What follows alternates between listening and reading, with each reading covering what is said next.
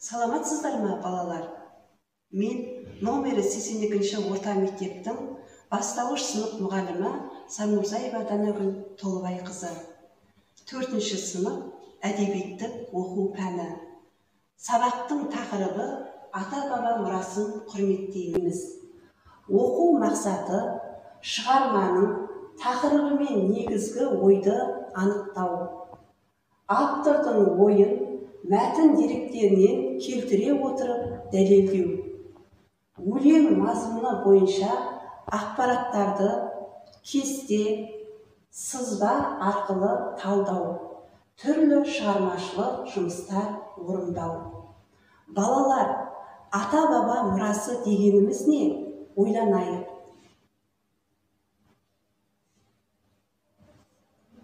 Өзіңді тексер. Ата-баба мұрасы дегеніміз әкеден балаға қалған мал-мүлік, жер, қазына, байлық, өнер, салт-дәстүр. Балалар, сіздердің де жауаптарыңыз осындай деп ойлаймын. Тамаша. Балалар, бүгін біз сабақта Ермек Өтетілеуұлының «Біз қазақ баласы» өлеңімен танысамыз. Ең алдымен өлеңнің авторымен танысып алайық. Ермек Өтетілеуұлы ақын, аудармашы. Ермек Өтетілеуұлы 1938 жылы бұрынғы Ақмола, қазіргі Нұр-Сұлтан қаласында дүниеге келген. Балаларға арналған «Алақай», «Балақай», «Санамақтар», «Баластан» сияқты көптеген шығарма жинақтары бар. Балалар, өлеңді мұқият тыңдайық. Біз қазақ баласы. Бабалар мұрасы, аталар мирасы.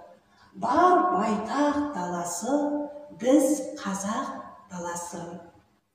Дәстүрді сақтаған жеті ата бабасы. Жадында жаттаған біз қазақ баласы. Қобызын күңіренткен, қолында күй шерткен, домбыра сырласы, біз қазақ баласы. Асаумен алысқан, жүйрікпен жарысқан, білген ат бағасын, біз қазақ баласы. Халықтық салт нұсқа, сөз сайыс айтысқа, бар ынта таласы, біз қазақ баласы. Оқуда, өнерде, үздікте, шеберде, ұрпақтар жалғасы, біз қазақ баласы. Балалар, осы өлеңде қандай түсініксіз сөздер кездесті?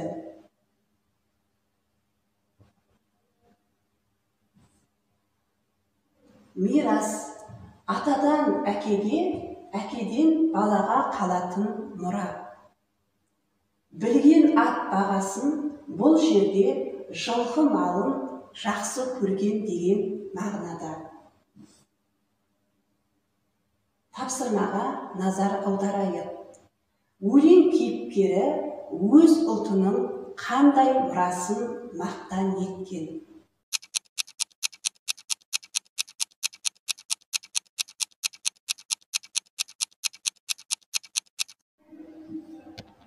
Өзіңді тексер.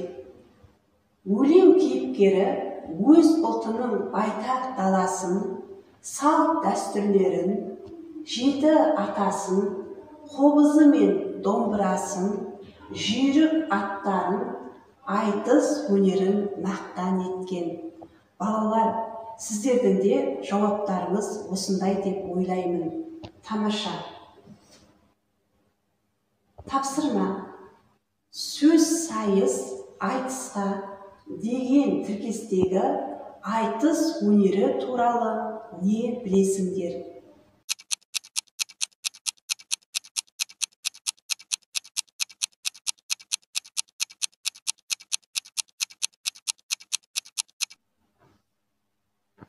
Өзіңді тексер. Айтыс ауыз әдебиетінде ежелден қалыптасқан поэзия түрі. Топ алдында қолма-қол суырып салып айтылатын сөз сайыс. Жыр жарысы ақынның талантын шыңдайды. Балалар, сіздер де сұраққа дұрыс жауап бердіңіздер деп ойлаймын. Тамаша. Келесі тапсырма. Берілген өлең шумағының мазмұнын талдау. Үлгі, өлең шумағы, бабалар мұрасы, аталар мирасы. Бар байтақ даласы, біз қазақ даласы. Мазмұны, қазақтың кең байтақ даласы, ата бабамыздың бізге қалдырған мұрасы. Біз осы жердің иесіміз дейді. Балалар, тапсырманы орындаймыз.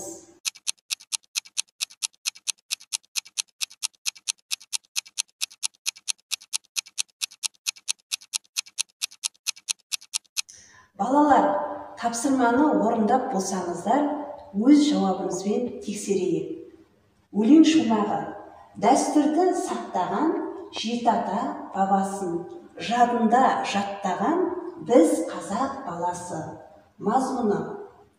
Жеті атамызды жаттап, салт дәстүрімізді сақтап келе жатқан қазақтың баласымыз. Келесі шумақ. Қобызын күңіренткен, қолында күй шерткен. Домбыра сырласы, біз қазақ баласы. Мазмұны. Күңіренген қобыз бен домбырада күй шертіп, бабамыздың мұрасын жалғастырып келеміз. Жарайсыздар балалар, сіздер тапсырманы мұқият орындады деп ойлаймын. Бүгінгі сабағымызды қорытындылай келе, ата-баба мұрасын сақтап, жалғастыру үшін не істеу қажет? Айтыс өнерін меңгеру, байтақ даланы қорғау, салт дәстүрді қастерлеу, жеті атаны білу, жүйрік атты баптау, ұлттық аспаптарды дәріптеу қажет екен. Тамаша балалар, сіздер бүгінгі сабақта өте белсенді болдыңыздар. Балалар, бүгінгі сабаққа білім сандығы арқылы кері байланыс жасайық. Өте жақсы түсіндім, қызықты болды десеңіз, күлгін сандықты таңда. Сабақты жақсы түсіндім десеңіз, сары сандықты таңда. Тақырып бойынша әлі ізденуім керек десеңіз, қызыл сандықты таңда. Балалар, бүгінгі сабаққа кері байланыс жасауды ұмытпайық. Сабағымыз аяқталды, сау саламатта болыңыздар.